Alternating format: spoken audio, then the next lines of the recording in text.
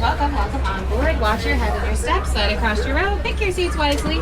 Recommend the little ones in our party sit on the outer end of the row or in one member of our party so to see better. If you're on the right, watch all hands or feet legs. Doors are opening. Closing.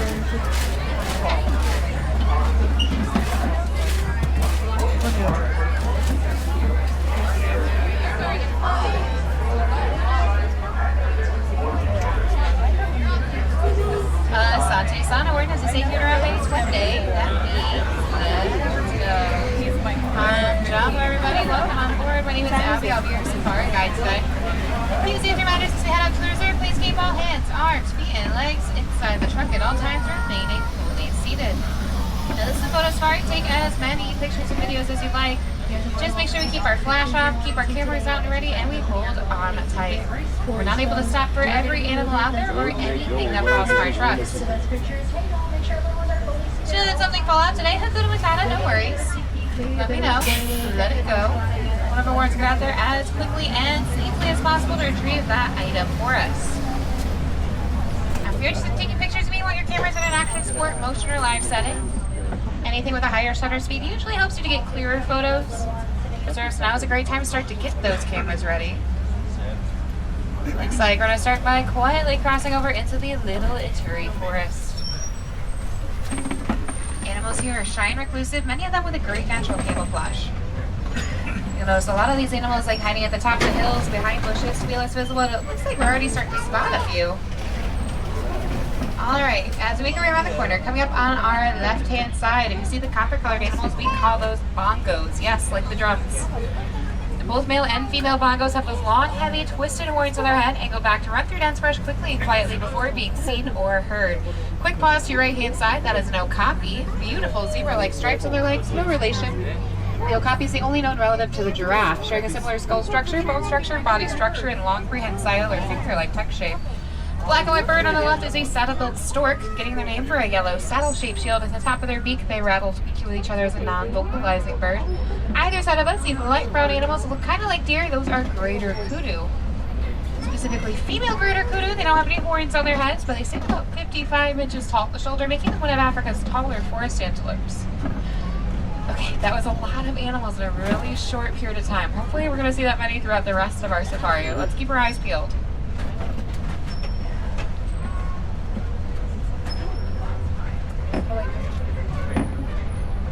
Anybody over here?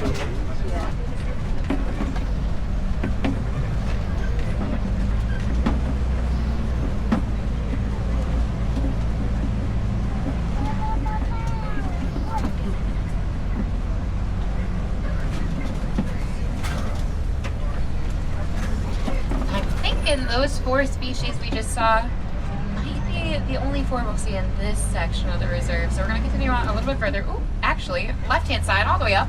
That's a black rhinoceros back there. The black rhino is a very solitary and territorial animal. They have a pointed prehensile upper lip to eat off of trees and bushes more easily. They weigh 3,000 pounds. They run 30 miles an hour, but they're very nearsighted.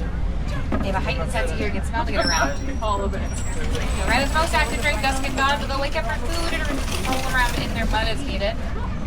Mud protects them from sunburn, takes some other parasites, and even helps keep them cool during the hotter months. Now as we head out a little bit further into the reserve, we're venturing out towards the Safi River Valley. Keep your eyes on the water. We're looking for some aquatic animals. Sometimes it can be a little challenging to spot up here. Starting with the river on our right-hand side of the truck first. Looks like mostly on the islands you'll find a pod of pink-backed pelicans.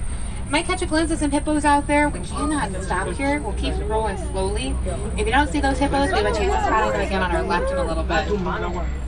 Well, these pelicans prefer to stick out over here. Pink-backed pelicans get their names from pink patches of skin in between and under their wings that grows brighter during mating season. Their wingspan is about 7 to 9 feet long, and they love hanging around hippos, the scenic wider backwater those hippos live in. Now off to your left. Now this time we're able to stop on flat ground. You'll see a couple more hippos hanging out behind the island on your left. The Nile hippopotamus is social. They gather into a group called a bloat, B-L-O-A-T, but they're territorial and it is hard to get into their bloat once it's established.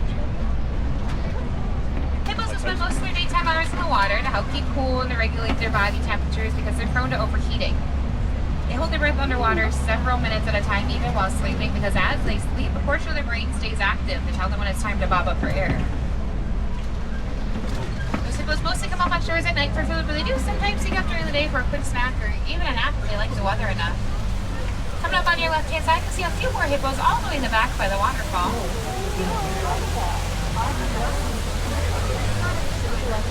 Just keep making your way on through. I can see anybody hanging out over here in this portion of the water, so we're going to keep on rolling.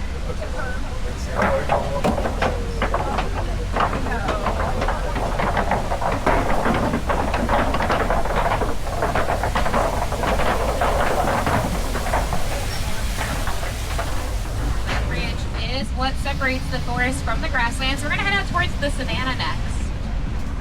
The savanna is the largest area of the reserve.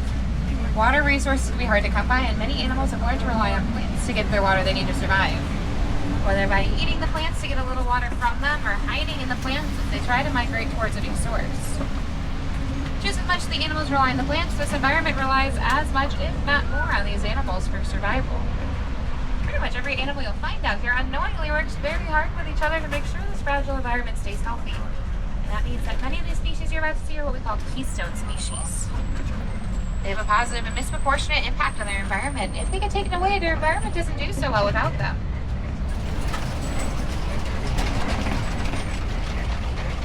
Roads out here are long and winding, so we'll do our best to get as close to as many animals as possible. Looks like I'm already starting to spot a couple of them out there.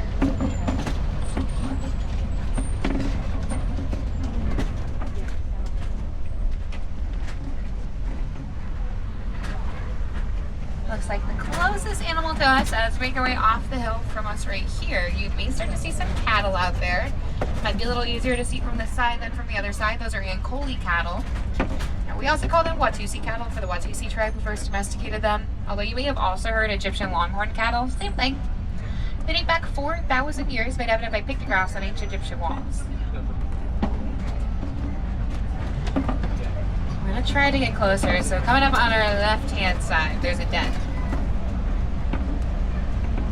This den is home to African painted dogs. This time of day, they spend most of their day relaxing. So if you look out to the left, if you see the short tree in between the bamboo and the big tree, look to the right of that short green tree, you might see some fur sticking up. There's some painted dogs laying down over there. Sometimes you see them better from the other side of the boulder, so we'll keep moving. But painted dogs are very family-oriented dogs, typically gathering into packs of 5 to 25. And they act so much like a family that if any of that painted dog pack were sick or injured, everybody stays put until that pack member gets better. They spend most of the day relaxing because they can afford to. They are Africa's most successful pack hunters. They use coordinated attacks to tire out their prey rather than hunting alone, making them more successful than lions and hyenas combined. Left-hand side, near the back, you'll see some antelope laying down with sharp backwards-facing horns. Those are sable antelope. That's the symbol of the Harambe Wildlife Reserve because they're very resilient. They are fierce protectors. And the only antelope species in a fight-or-flight situation to pick a fight every single time without fail. And they don't back down. The horns on the sable antelope's head are sharp and angled back to stop predators from attacking them from behind. But for those sables, they also make really sweet back scratchers.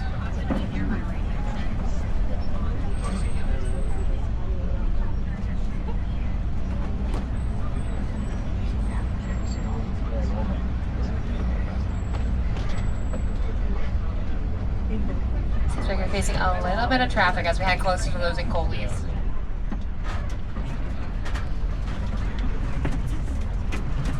Full transparency, we have had a lot of giraffe activity in the roads this morning already.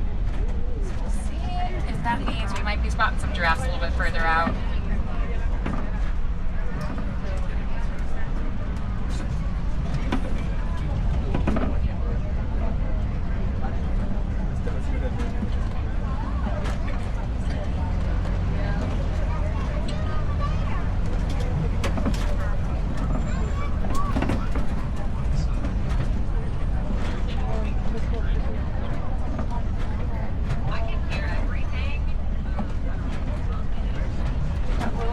As we make our way towards these Angolias off to our right-hand side, looks like they're also hanging out around some wildebeest. Wildebeest are the most densely populated animal on Earth after humans. They've been recorded together into herds as large as 1.5 million, and those herds migrate 500 to 1,000 miles a year. They're following after rainstorms, search for greener pastures to graze on, so to keep up with the rest of the herd more easily, they run in under 15 minutes after being born. Coming in on your left-hand side, if you look at the very top of the hill, you might see a giraffe hanging out up there.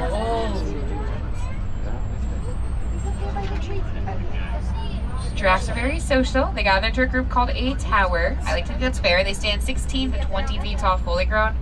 They're born between 5.5 and 6 feet tall. Now it's a little hard to see. We're gonna keep rolling on around. We might find more of the tower around the corner here. That looks like that one's on the move. Oh, it looks like we're gonna see another giraffe up ahead on our right here in a minute.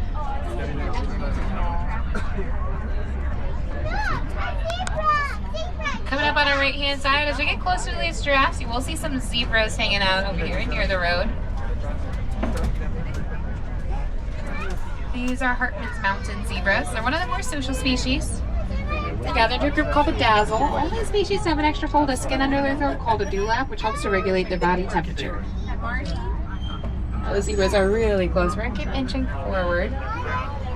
Off to your right, that giraffe does look a little shorter than everyone else. That one's probably about 13, 14 feet tall, which means probably not much more than 1.5 years old.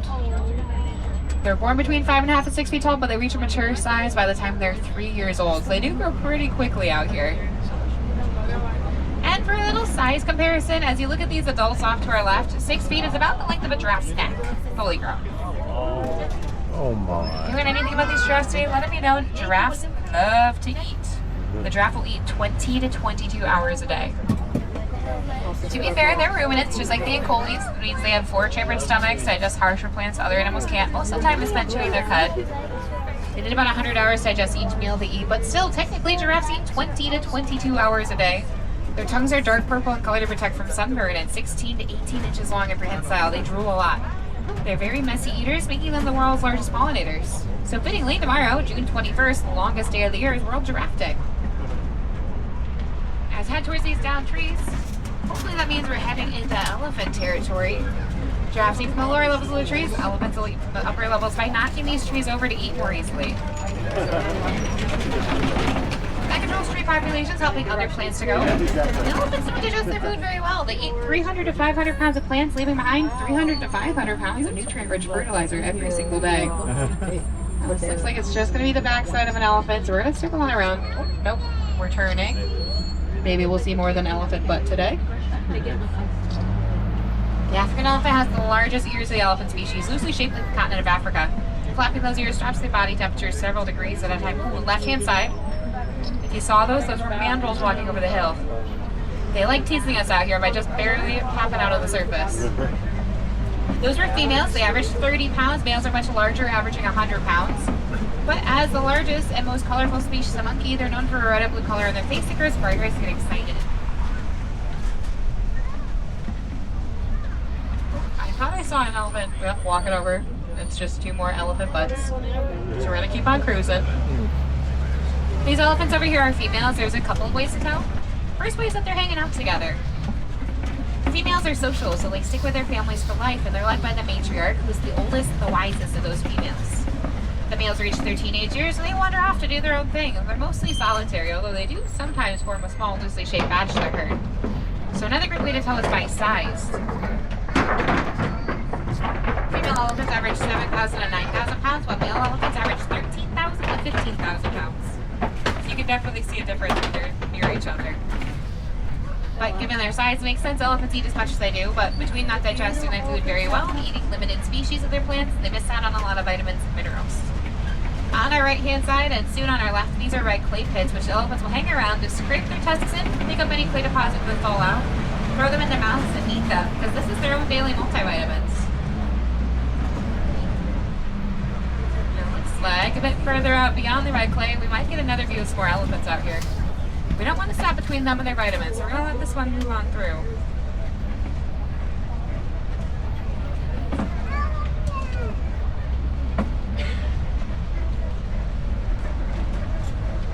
So we're making our way on around. We're going to see a couple. They still look small. Probably looking at more of the family herd over here.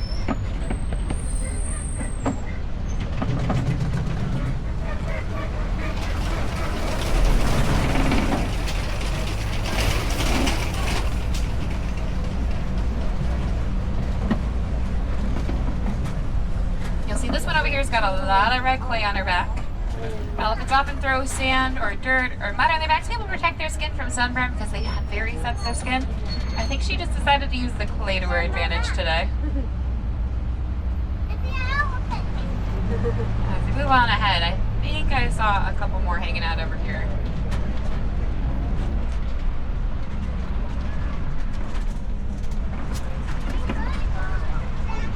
Looks like we're going to be lucky enough to see a younger one over here. This one's not a baby anymore. You can tell by the size. Elephants are born between 200 and 350 pounds, and much like the bamboo out here, they grow quickly because they reach full size by the time they're teenagers. So, believe it or not, that little nugget over there is probably about 6 feet tall, maybe almost 2,000 pounds, puts us in that 2 to 3 year old range. Still very young though.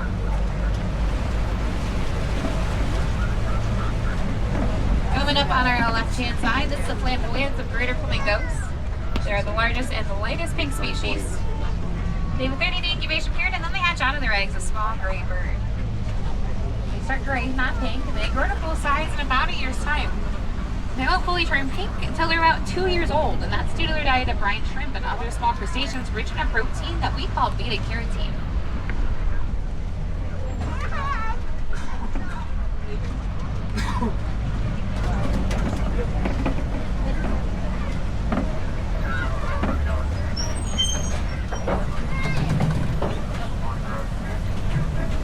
As we make our way on, what we call the eastern savanna. This side's a little drier, so you'll notice the grass is patchier. But there is a very fresh-looking mud wallow coming up on our left. There could be more animals that like using mud to roll around to help protect from sunburn, like rhinos or warthogs to help cool down. We'll see who we can spot out here.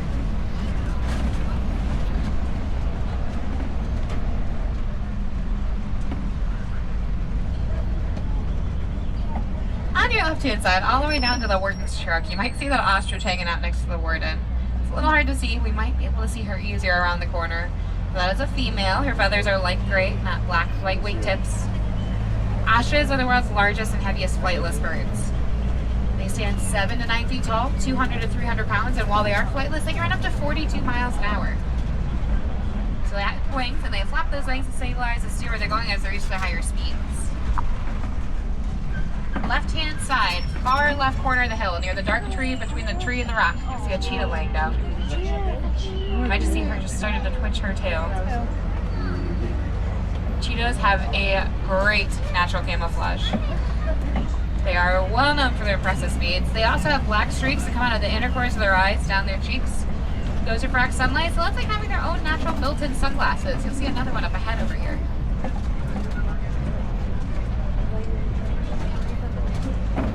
All three of those qualities make cheetahs great daytime hunters, and as daytime hunters, it's very important for them they can trip like birds, making them wonderful bird hunters.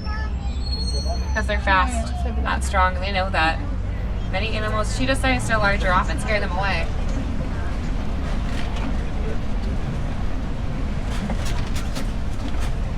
Up ahead of us is the Okapi. Many animals hang out on and around Okapis at the highest vantage point possible, predator and prey alike. Everybody wants the highest vantage points of these otherwise fairly flat lands out here. It does look like up ahead of us we're going to see some rhinos coming up on our right hand side and some water bucks.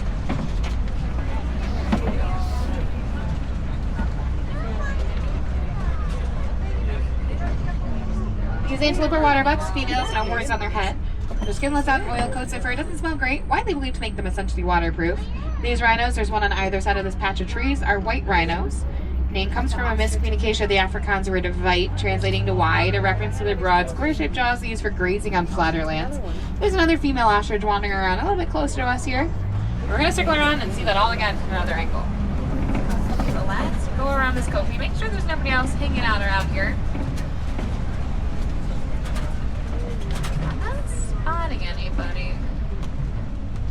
So let's double back around. Ooh, coming up on our left-hand side, we're heading towards some warthog burrows. And right in the middle here, hanging out around these trees, you'll see some warthogs. Largest burrowing mammals in this area of Africa. So they have large tusks on their upper jaws, distinctive burrows, and smaller, sharper tusks on their bottom jaws for protection. During the day, they don't mind taking naps on top of the burrows, but at night, they back up into them with their tusks out to protect from any potential predators. One last view of those white rhinos on our right-hand side at the top of that hill. These rhinos are more social than the rhino we saw in the forest, gathering into groups called crashes. They're also a bit larger, weighing up to 6,000 pounds, so up to double. And no surprise the ostriches are hanging out over here, keeping an eye on our warden and those rhinos and everyone else. Because if you look to your right, on the ground, just off the dirt road, you'll see a clutch of ostrich eggs. Those eggs back there weigh 3 pounds each. 24 chicken eggs by weight comparison. Now, just like chickens, ostriches lay eggs whether those eggs are fertilized or not, but those eggs can hold up to 200 pounds of pressure before they crack. When their 45-day incubation period's over, they need no hatching because they're not strong enough to break free on their own.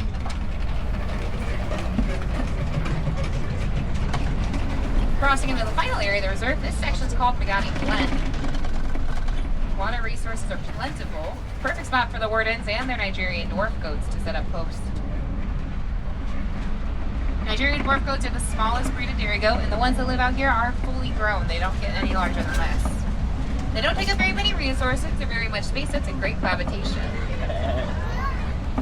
Wardens protect and feed those Nigerian dwarf goats. They provide those wardens a sweet, nutrient-dense milk.